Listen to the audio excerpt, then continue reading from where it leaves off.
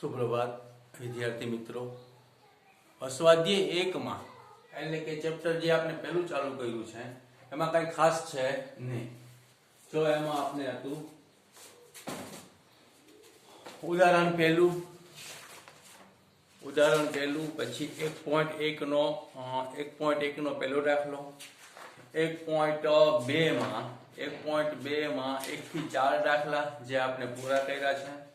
એ સિવાય ઉદાહરણ છે 2, 3 અને 4 હતા। 2, 3 અને 4 છે નહીં, ખાલી ચોથું હતું 1.2 માં 1 થી 4 દાખલા હતા જે પૂરા કર્યા છે। હવે કઈ બાકી રહેતું નથી।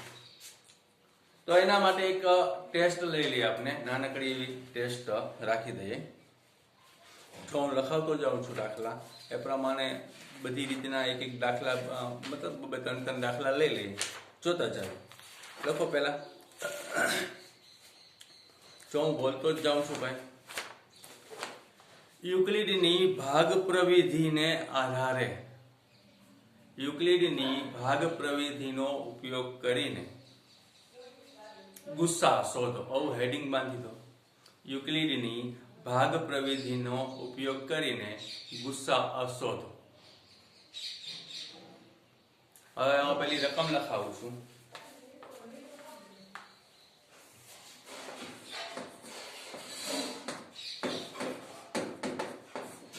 દાખલો પહેલો એમાં 36 અને 420 36 અને 420।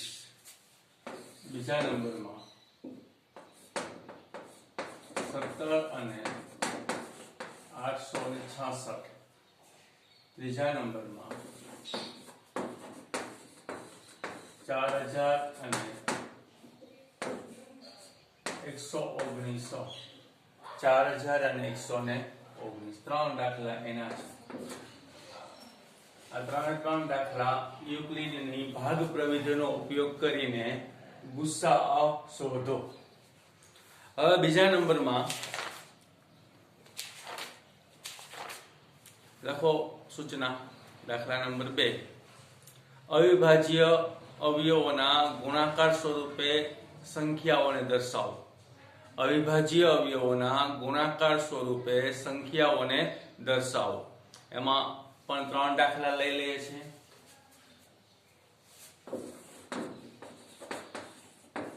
પાંચ 5000 ને 5, 24, 78। ત્રીજા નંબરમાં 7007।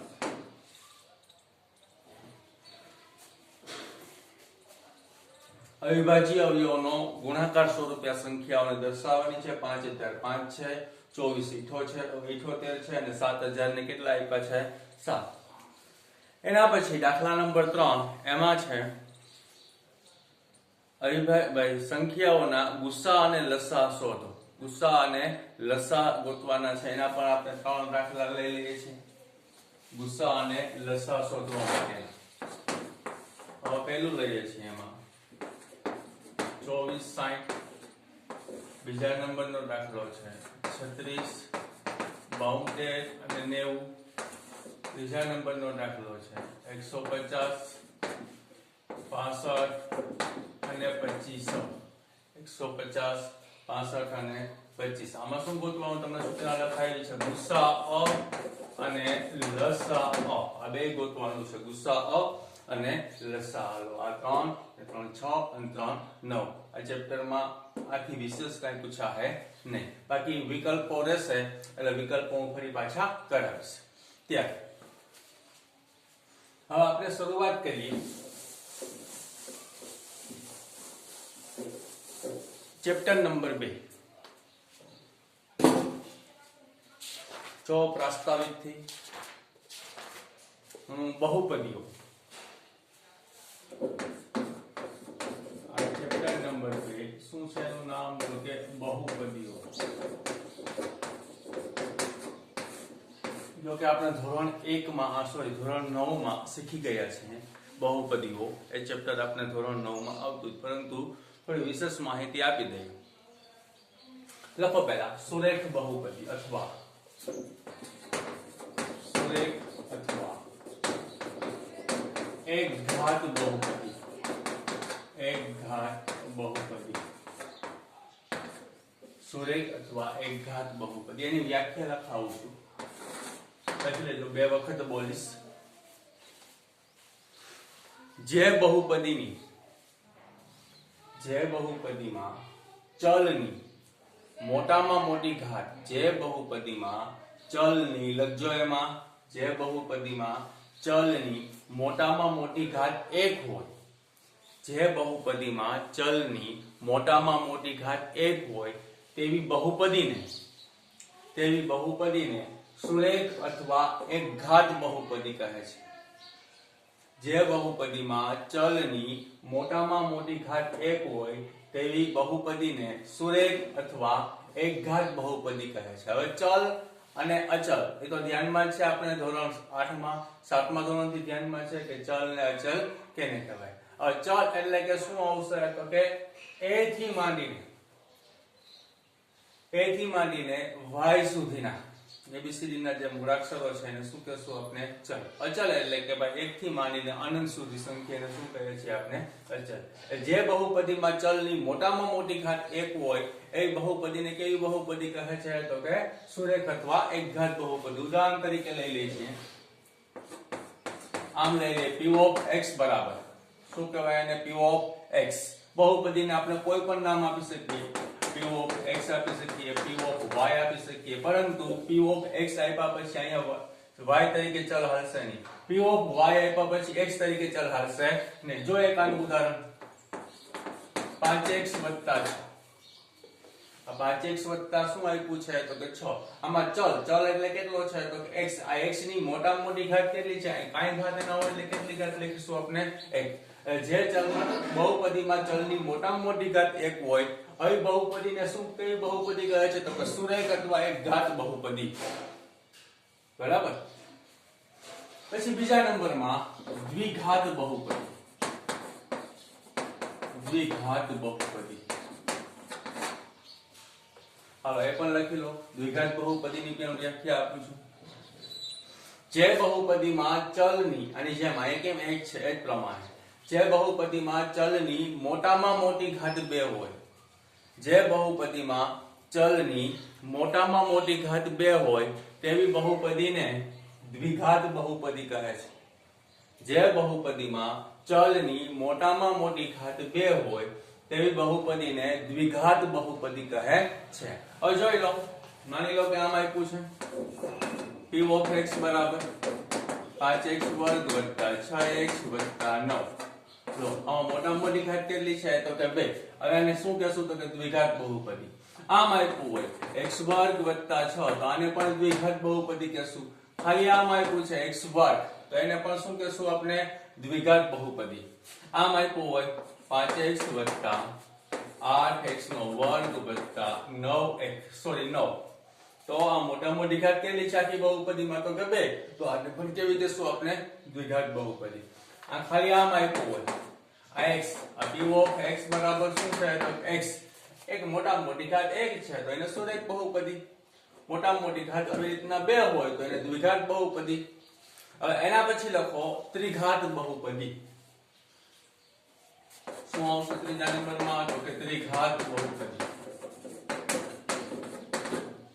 હવે એની વ્યાખ્યા તમને ધ્યાનમાં જ આવી ગઈ હશે કે જે બહુપદીમાં ચલની મોટામાં મોટી ઘાત 3 હોય, જે બહુપદીમાં ચલની મોટામાં મોટી ઘાત 3 હોય તેવી બહુપદીને ત્રિઘાત બહુપદી કહે છે. મોટામાં મોટી ઘાત 1 હોય તો એને સુરેખ બહુપદી, મોટામાં મોટી ઘાત 2 હોય તો એને દ્વિઘાત બહુપદી અને મોટામાં મોટી ઘાત 3 હોય તો એને ત્રિઘાત બહુપદી કહે છે. ઉદાહરણ તરીકે એમાં પણ જોઈ લો. પાછું બની જાવ એક વખત.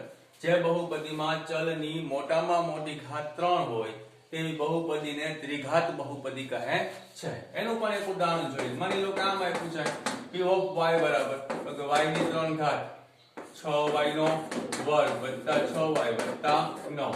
લો આ ત્રિઘાત બહુપદીનું ઉદાહરણ છે. આમાં ચલની મોટામાં મોટી ઘાત કેટલી આપી છે 3, 2, 1, 0 એટલે કે ઘાત છે એ કેવી હોવી જોઈએ તો અનુરૂપ પૂર્ણાંક હોવી જોઈએ, વર્ગમૂળ વાળી પણ ઘાત ના હોવી જોઈએ, ઘનમૂળ વાળી પણ ઘાત ના હોવી જોઈએ, આવી રીતના ઘનમૂળ વાળી પણ ઘાત હોવી જોઈએ નહીં, કે 1/2 અપૂર્ણાંકમાં ઘાત ના હોવી જોઈએ, માઈનસ ઘાત હોવી જોઈએ નહીં.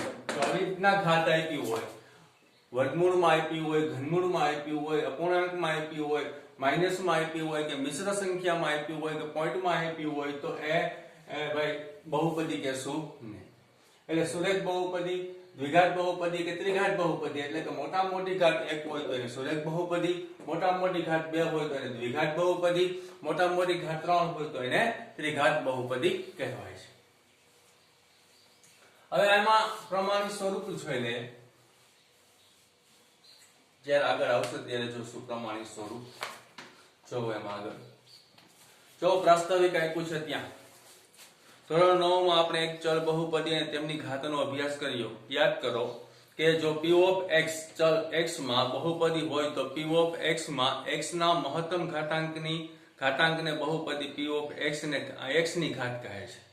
ઉદાહરણ તરીકે આપણે આપ્યા છે. પછી નીચે સુરેખ બહુપદી આપ્યું છે. એક ઘાતવાળી બહુપદીને સુરેખ બહુપદી કહે છે. નીચે દ્વિઘાત બહુપદી આપ્યું છે. બે ઘાતવાળી બહુપદીને દ્વિઘાત બહુપદી કહે છે. નીચે 3 આપ્યું છે. 3 ઘાતવાળી બહુપદીને ત્રિઘાત બહુપદી કહે છે. હવે એના પછી આપ્યું છે એમાં જોવો જોઈએ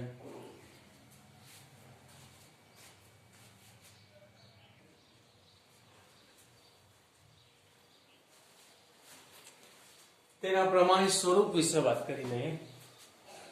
પ્રમાણિત સ્વરૂપ હવે એક ઘાત બહુપદી એટલે કે સુરેખ બહુપદી, દ્વિઘાત બહુપદી અને ત્રિઘાત બહુપદીના પ્રમાણિત સ્વરૂપ વિશે ચર્ચા કરી લઈએ. આ પ્રમાણિત સ્વરૂપ ખાલી લખાવું છું, પછી શૂન્ય જોઈએ આપણે.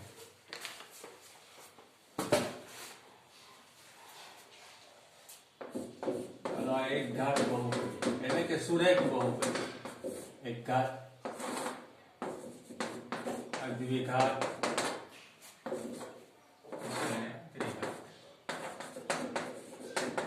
એક ઘાત બહુપદીનું પ્રમાણિત સ્વરૂપ શું છે તો કે એક ઘાત બહુપદીનું એક ઉદાહરણ આપી દઉં છું, પછી પ્રમાણિત સ્વરૂપ લઈ લઈએ.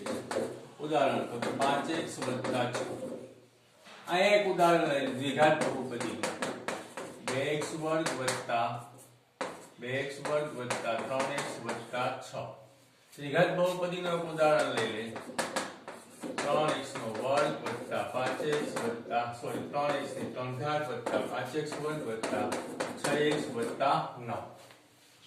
દરેકનું એક ઉદાહરણ. એક ઘાત બહુપદીનું 5x + 6, દ્વિઘાત બહુપદી 2x² + 3x + 6, ત્રિઘાત બહુપદી 3x ની 3 ઘાત + 5x² + 6x + 9. હવે એનું પ્રમાણિત સ્વરૂપ કેવા પ્રકારનું હોય?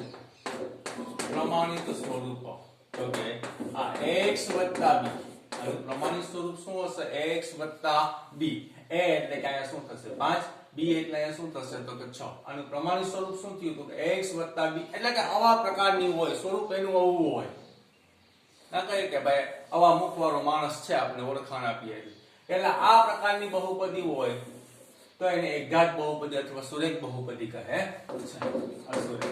પછી આનું પ્રમાણિત સ્વરૂપ શું થયું તો કે અહીંયા એક ઘાત વધારતા જવા ax² + bx + c. જ્યાં a b અને c શું છે તો કે જ્યાં આમાં જોઈ લો, જ્યાં a અને b શું છે તો કે અચળ. અચળ એટલે કે એ જગ્યાએ કોઈ પણ આંકડા હોય, તમને મેં કીધું તે પ્રમાણે a અત્યારે કેટલો છે 5, b એટલે કેટલો આપ્યો છે 6. અહીંયા a b અને c શું છે તો અચળ છે. જ્યાં જોઈ લો a બરાબર શું છે તો કે x એ શું છે તો કે ચલ. જો મોટા મોટી ઘાત 2 છે, દ્વિઘાત બહુપદી થઈ તો એની કિંમત એટલે કેટલી થશે તો કે 2, b ની કિંમત એટલે 3, c ની કિંમત એટલે કેટલી થશે 6. ત્રિઘાત બહુપદીનું પ્રમાણિત સ્વરૂપ શું છે તો કે આ એક ઘાત વધારતા જાવ ax ની 3 ઘાત + bx² + cx + d બરાબર 0.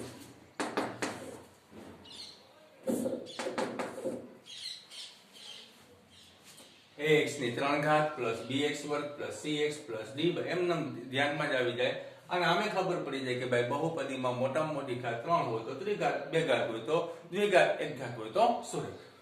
હવે આમાં a બરાબર શું છે તો કે 3, b બરાબર તો કે 5, c બરાબર 6 અને d બરાબર કેટલા આપ્યા છે 9. હવે છેલ્લું પદ હંમેશા અચળ હોય, જો d એટલે કે 9 અચળ છે, એની પાસે કોઈ જાતનો ચલ હોય નહીં. અહીંયા c એટલે 6 અચળ છે, અહીંયા b એટલે 6 છે, એ પણ કેવો છે અચળ. લો આ એનું એક ઘાત, દ્વિઘાત, ત્રિઘાત પ્રમાણિત સ્વરૂપ ax b, આ ax વર્ગ bx c બરાબર 0, આ ax ની 3 ઘાત bx નો વર્ગ cx d બરાબર 0. આ એના બધા શું થયા તો કે પ્રમાણિત સ્વરૂપ. હવે આગળ જોઈએ, એમાં જો આપ્યું છે 2.2 માં આવો. 2.2 એટલે કે પેજ નંબર 19 ઉપરનું જે 2.2 છે, બહુપદીના શૂન્યનો ભૌમિતિક અર્થ. ત્યાં બહુપદીના શૂન્યનો શું થાય તો કે ભૌમિતિક અર્થ. અહીં તમને સીધું લખાવી દઉં છું, બહુપદીના શૂન્યો એવું કરીને લખો.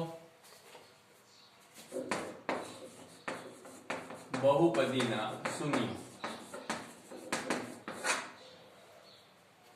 હવે શૂન્ય શું છે તો કે ગુજરાતી ભાષામાં લઈ લઈએ છીએ આપણે, શુદ્ધ આપણી ભાષામાં મજા આવે એમ. બહુપદીના શૂન્યો એટલે કે શું તો કે એમાં લખજો ભાઈ,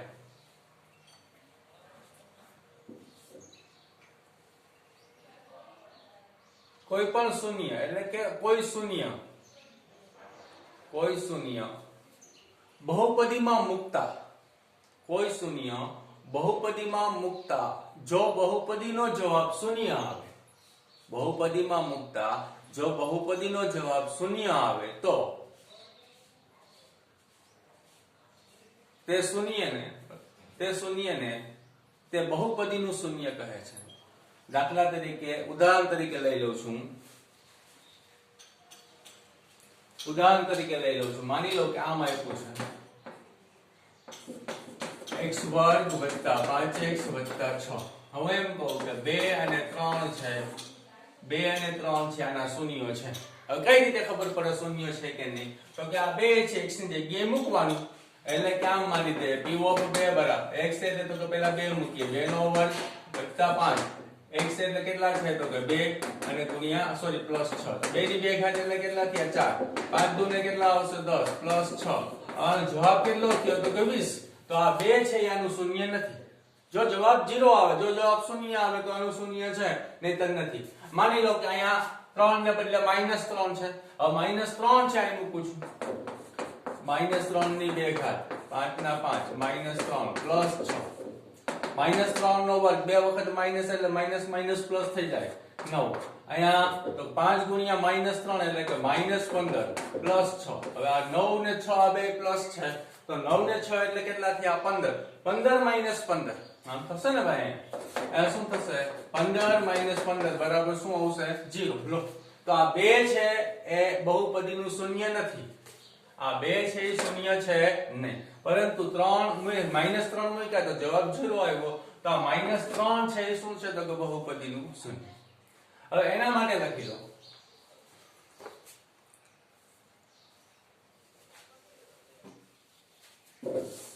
સુરેખ બહુપદી. 3 સ્ટેપ લખાવું છું, એમાં લખી લો સુરેખ બહુપદીને અથવા એકઘાત બહુપદીને, સુરેખ બહુપદીને વધારેમાં વધારે એક શૂન્ય હોય છે. વધારેમાં વધારે કેટલા શૂન્ય હોય તો એક શૂન્ય, બરાબર ને. સુરેખ બહુપદીને વધારેમાં વધારે એક શૂન્ય નો મતલબ શું થયો, એક પણ હોય અને સાવ ન પણ હોય, 0 પણ હોઈ શકે. માની લો કે આમાં આપ્યું છે આપણે 5x + 6 બરાબર 0. આ શું થયું તો કે સુરેખ બહુપદી. હવે આનું શૂન્ય હોય, વધારે હોય તો કેટલું હોય તો વધારેમાં વધારે એક શૂન્ય થાય, કારણ કે એકઘાત બહુપદી છે, અને ના પણ હોય એટલે કે 0 પણ શૂન્યની સંખ્યા હોય, એટલે આમાં શૂન્યની સંખ્યા કેટલી થશે તો કે 1 અને 0 પણ થઈ શકે. આમ લઈ લો 5x + 6 બરાબર 0, પ્લસ 6 છે ને સામે મોકલો તો શું થાય તો કે -6, એટલે 5x બરાબર શું થયા તો કે -6. હવે આ 5 કેના સંબંધમાં છે તો કે ગુણાકાર, ગુણાકારમાંથી ક્યાં જશે ભાગાકારમાં, એટલે x બરાબર -6 ના છેદમાં 5. લો આમાં શૂન્યની સંખ્યા કેટલી મળી તો કે 1.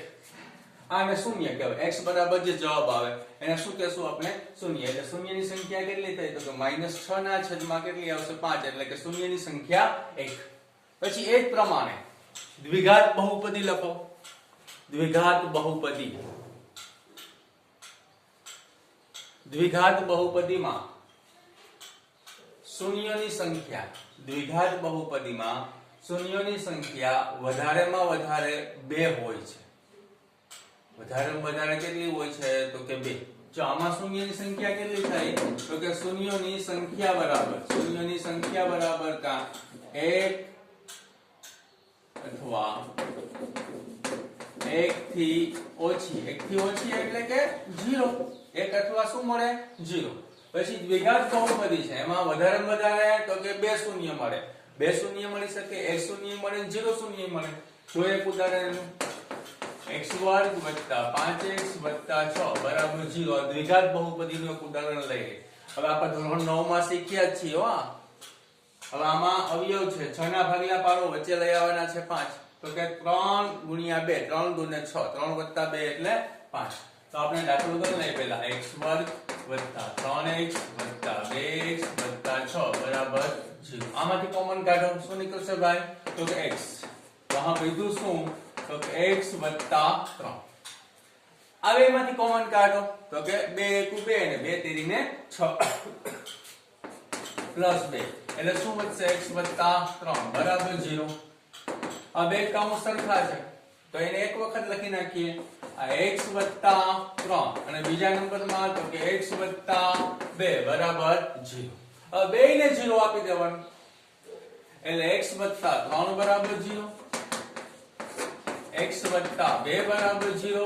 બેયને 0 આપ્યો, બેયને સામે મોકલો, બે પ્લસ છે તો બે કેવા થશે?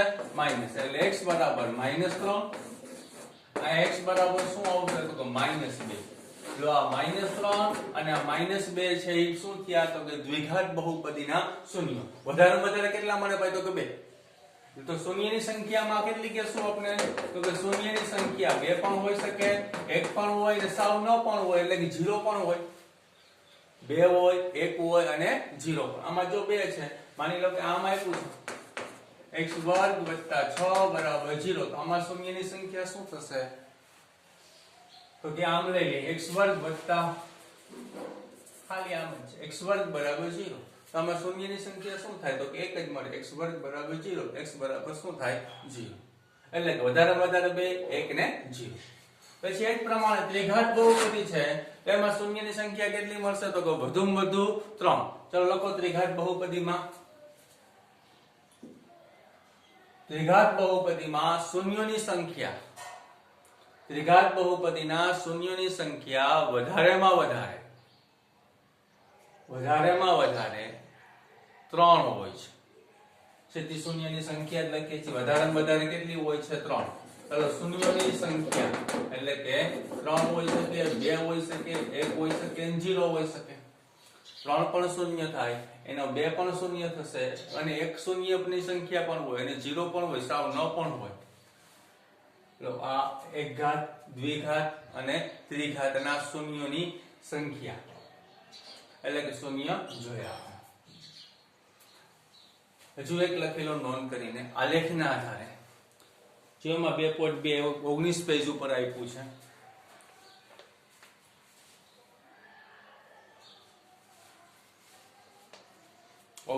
પેજ ઉપર આપ્યું છે. હવે આલેખ વિશે તમને લખાવી દઉં છું. લખો આલેખ. જેમાં આલેખ જ આપ્યો છે. આલેખ. આલેખમાં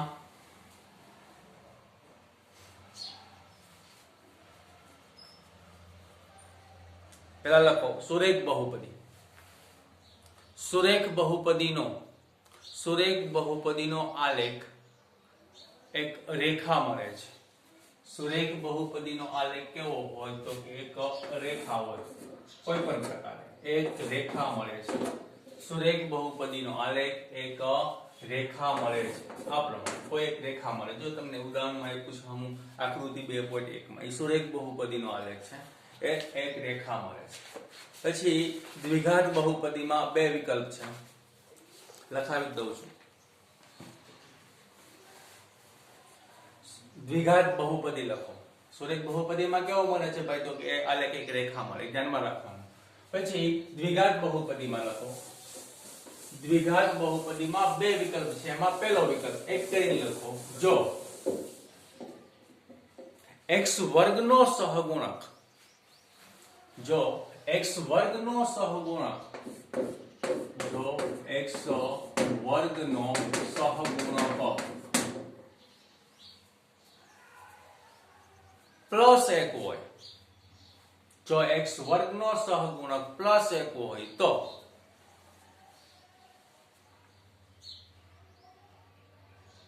તેમનો આલેખ ઉપરની તરફ ખુલ્લો પરવલય મળે છે. તો તેમનો આલેખ ઉપરની તરફ ખુલ્લો પરવલય મળે છે. માની લો કે આમાં આપ્યું છે x વર્ગ વત્તા 6x વત્તા 9. આપણે જોવાનું છે અહીંયા x વર્ગ.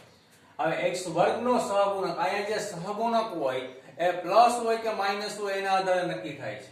જો અત્યારે કાંઈ નથી એટલે કે પ્લસ નિશાની કોઈ જાતની આગળ છે નહીં, તો x વર્ગનો સહગુણક પ્લસ 1 હોય, ત્યાં કાંઈ નથી એટલે શું હોઈ શકે? તો કે 1, અથવા કોઈ આંકડો હોય તો અલગ વાત છે. અત્યારે એમનેમ લઈ લે, કાંઈ નિયમના આધારે x વર્ગનો સહગુણક પ્લસ 1 હોય તો તેનો આલેખ કેવો મળે છે? તો ઉપરની તરફ ખુલ્લો પરવલય, એટલે કે આ પ્રમાણે મળે છે. ઉપરની તરફ ખુલ્લો પરવલય x વર્ગનો સહગુણક પ્લસ 1 હોય તો એનો આલેખ છે ઉપરની તરફ ખુલ્લો પરવલય મળે છે. પછી વિકલ્પ 2, જો x વર્ગનો સહગુણક માઈનસ 1 હોય, x વર્ગનો સહગુણક માઈનસ હોય અથવા માઈનસ 1 હોય તો તેમનો આલેખ નીચેની તરફ ખુલ્લો પરવલય મળે છે. જો x વર્ગનો સહગુણક માઈનસ 1 હોય તો તેમનો આલેખ નીચેની તરફ ખુલ્લો પરવલય મળે છે. સહગુણક એટલે કે આ સંખ્યા, આ સહગુણક કહેવાય. માની લો કે આમાં આપ્યું છે 3x ની 3 ઘાત, તો આ 3 છે, આ 3, આ એનો શું કહેવાય? તો કે સહગુણક. ધોરણ 7 માં 6ઠા 7 નું છે સહગુણક. એટલે કે x વર્ગનો સહગુણક જો માઈનસ હોય એટલે માઈનસ 1 હોય તો તેનો આલેખ કેવો મળે છે? તો કે નીચેની તરફ ખુલ્લો પરવલય, આનાથી ઉલટો નીચેની તરફ ખુલ્લો પરવલય મળે છે. ત્રીજા નંબરમાં એટલે કે ત્રિઘાત બહુપદી. ત્રિઘાત બહુપદીનો આલેખ, ત્રિઘાત બહુપદીનો આલેખ n આકારે મળે છે. ત્રિઘાત બહુપદીનો આલેખ કેવો મળે છે? તો કે n આકારે મળે છે. n આકાર. ત્રિઘાત બહુપદીનો આલેખ n આકારે મળે છે.